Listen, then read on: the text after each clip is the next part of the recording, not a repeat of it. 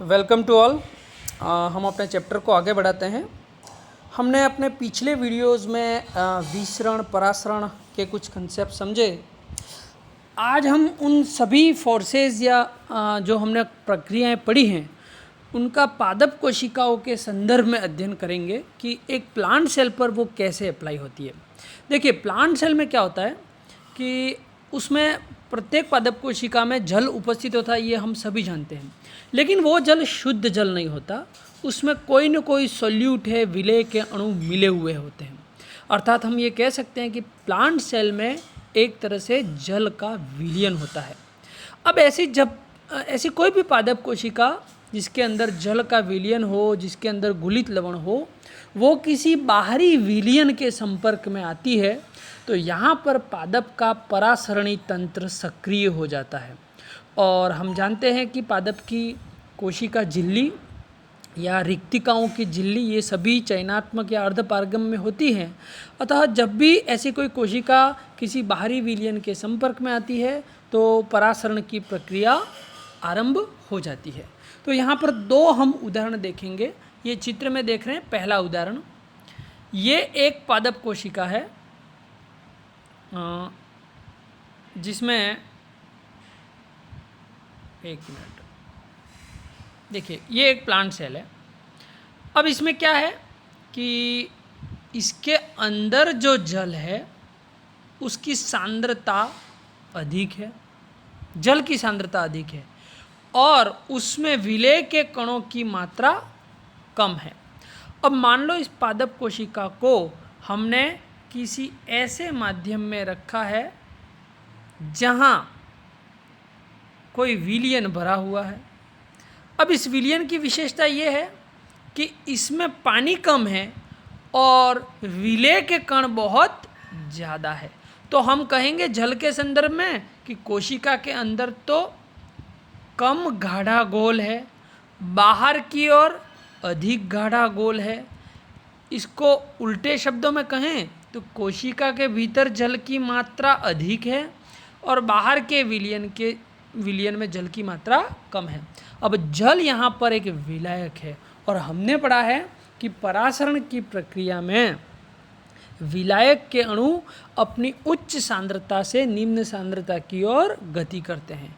तो इस केस में the molecule of the water will moves outside the cell, ये कोशिका से बाहर की ओर गति करेंगे और इसी प्रक्रिया को कहते हैं बहिपरासरण, एक्सोस्मोसिस, है ना। The osmosis from inside to outside the cell, and when it happens, when any water cell comes in contact with the solution which has a higher concentration than inside solution of the cell, ये एक special case है बहिपरासरण का।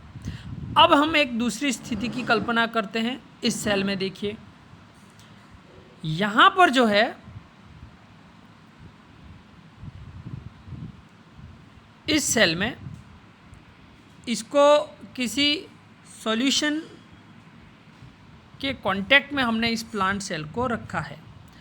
अब यहाँ पर ये जो solution है उसमें विलेय के अणु कम हैं और जल की मात्रा अधिक है और प्लांट के सेल के अंदर जो वाटर है उसमें सॉल्यूट की कंसंट्रेशन बहुत ज़्यादा है। तो यहाँ कहेंगे कि बाहर वाला गोल कम गाढ़ा है, भीतर वाला गोल अधिक गाढ़ा है। दूसरे शब्दों में कहें तो कोशिका के भीतर जल की सांद्रता विलयन की सांद्रता अधिक है और बाहर की ओर विलयन की सांद्रता कम है। So as we know that water moves from the lower concentration to the higher concentration as we have discussed about the process of osmosis. So this is the case of endosmosis where water molecules moves from the lower concentration to higher concentration. जल के अणु अपनी उच्च सांद्रता से निम्न सांद्रता की ओर या जल के अणु विलयन की निम्न सांद्रता से विलयन की उच्च सांद्रता की ओर अंदर की ओर गति करते हैं। तो इस प्रक्रिया को कहते हैं एंडोस्मोसिस, अंतःपरासरण। तो ये केस है, आप रेड एरो देख रहे हैं, पानी बाहर आ रहा है, बहिपरासरण। ये केस देख रहे हैं आप, पानी अंदर जा रहा है, अंतः परासरण। इन्हीं दो प्रक्रियाओं के साथ में दो और शब्द जुड़े हुए हैं। एक तो है अति परासरी विलयन। जब किसी कोशिका को ऐसे विलयन के संपर्क में रखा जाता है, जब किसी कोशिका को ऐसे विलयन के संपर्क में रखा जाता है जिस विलयन की सांद्रता अंदर के विलयन की सांद्रता से अधिक हो, ऐसे विलयन को अति परासरी कहा जाता है। और इसके विपरीत यदि कोशिका को ऐसे विलयन के संपर्क में रखा जाए जिसकी सांद्रता जो है वो पादप कोशिका के भीतर के विलयन की सांद्रता से कम हो, तो ऐसे विलयन को अल्प परासरी कहा जाता है। So the point is that when plant cell come into the contact with hypertonic solution, जब पादप कोशिका किसी अति परासरी विलयन के संपर्क में होती है, then there will be the condition of exosmosis, उस समय बहिपरासरण होगा। और यदि पादप कोशिका किसी अल्प परासरी विलयन के संपर्क में आती है तो वहाँ पर अंतः परासरण की प्रक्रिया संभव होगी। देखिए इसमें यही कंडीशन यहाँ पर शो करके रखी है। This is the special case. 3 condition आप इस डायग्राम में आपको दिख रही है। देखिए पहला, यदि जितना जल बाहर जा रहा है उतना ही अंदर आ रहा है, तो यहाँ पर न तो वाटर गेन हो रहा है न लॉस हो रहा है, नेट इफेक्ट 0 होता है। और ऐसा कब होता है? जब प्लांट सेल के अंदर का सॉल्यूशन और उसके बाहर का सॉल्यूशन दोनों की कंसंट्रेशन बराबर हो, और इस कंडीशन को कहते हैं समपरासरणी विलयन, आइसोटोनिक कंडीशन। दूसरी कंडीशन देखिए कि ये कंडीशन है हाइपरटोनिक, यानी बाहर के सॉल्यूशन की कंसंट्रेशन ज़्यादा है और अंदर के सॉल्यूशन की कंसंट्रेशन कम है, तो उस समय वाटर का लॉस ज़्यादा होगा, जिसको कहते हैं बहिपरासरण। और इस कंडीशन को देखिए, थर्ड कंडीशन, बाहर का विलयन अल्प परासरी है, सांद्रता कम है, तो ज़्यादा से ज़्यादा पानी बाहर जाएगा, और इस कंडीशन को कहते हैं एक्सो ऑस्मोसिस, बहिपरासरण। तो ये कुछ विशेष परिस्थितियां हैं। 3 प्रकार के विलयन, समपरासरी, अतिपरासरी और अल्पपरासरी। समपरासरी में नेट वाटर गेन 0 होगा। अतिपरासरी में अतिपरासरी अगर विलयन होगा तो वहाँ पर बहिपरासरण की क्रिया होगी। अल्पपरासरी विलयन होगा तो वहाँ पर अंतःपरासरण की प्रक्रिया होगी। अब इन्हीं प्रक्रियाओं के कारण 2 प्रभाव उत्पन्न होते हैं जिनके बारे में हम चर्चा करते हैं। उनको कहते हैं प्लाज्मोलाइसिस, जीव द्रव्य कुंचन, डीप्लाज्मोलाइसिस, जीव द्रव्य विकुंचन। चलिए पहले समझते हैं जीव द्रव्य कुंचन क्या है। देखिए, यदि कोई प्लांट सेल में लगातार बहिपरासरण होता रहा, एक्सोस्मोसिस होता रहा, तो उस समय क्या होता है कि प्लांट में से वाटर के निकल जाने के कारण प्लांट का जो जीव द्रव्य है वो उसकी सेल वॉल से अलग होकर सिकुड़ने लगता है और सिकुड़ कर एक जगह इकट्ठा हो जाता है। ये कैसे संभव हुआ? देखिए, सेल मेम्ब्रेन इस सेल वॉल से अलग हो गई और उसके अंदर का जो भी लिक्विड है वो सिकुड़ कर एक जगह जमा हो जाता है। ये कंडीशन कहलाती है जीव द्रव्य कुंचन, प्लाज्मोलाइसिस। कुंचन का मतलब होता है सिकुड़ना। अब यहाँ पर आपको ये तथ्य क्लियर होना चाहिए कि when it happens, the condition of plasmolysis only happen when there is a condition of hypertonic और हाइपोटोनिक। सोचिए आप कि कोशिका जब अल्पपरासरी या अतिपरासरी किस प्रकार के विलयन के संपर्क में रखा जाए।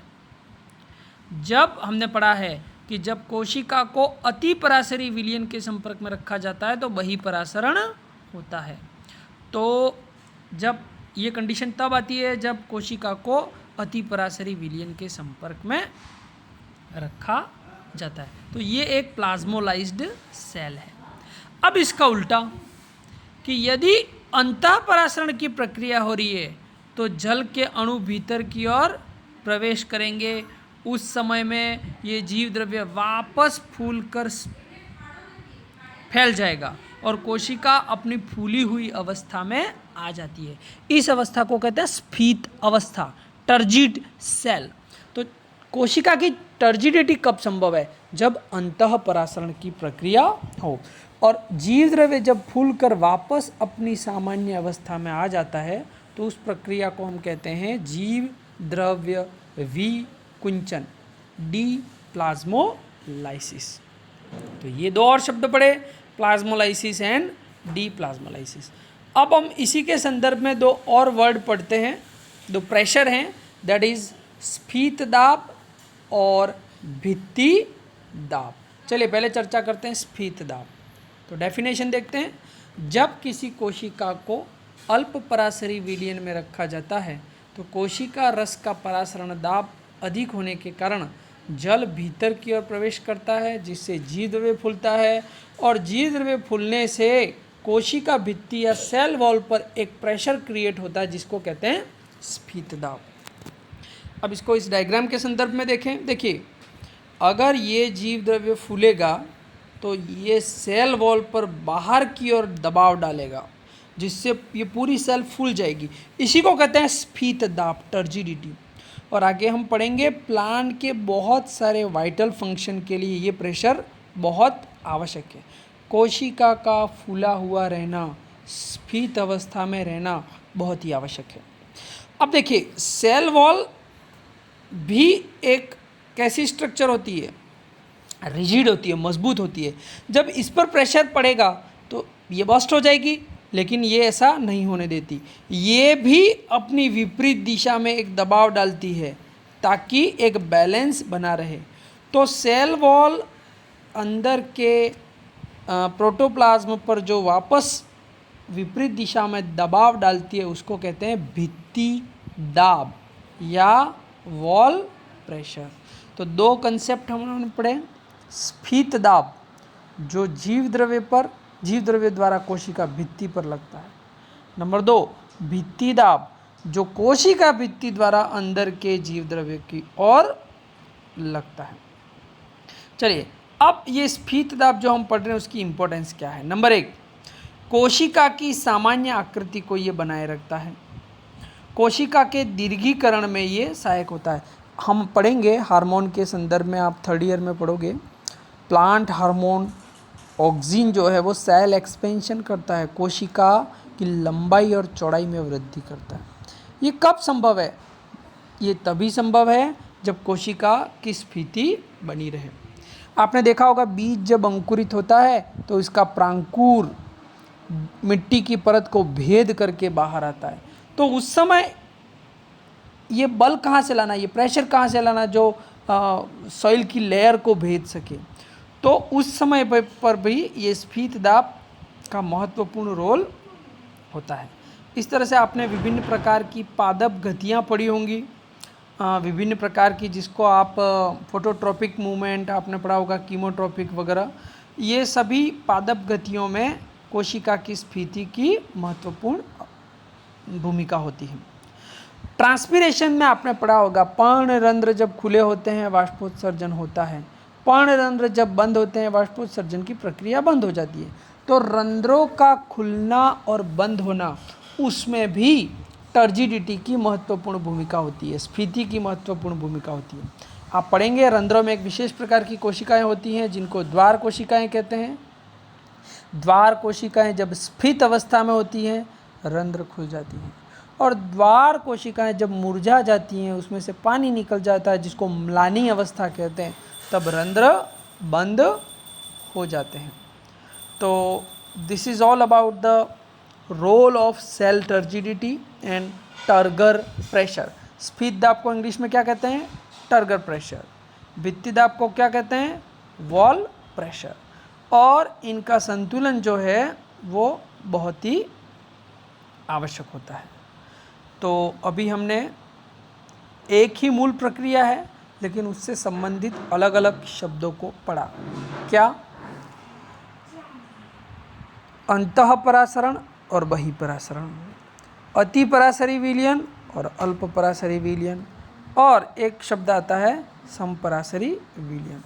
इसके बाद हमने पढ़ा जीवद्रव्य कुंचन और जीवद्रव्य विकुंचन। इसके बाद हमने पढ़ा स्फीत दाब और भित्ति दाब। तो परासरण की दो मूलभूत प्रक्रियाओं से ही ये संबंधित होते हैं।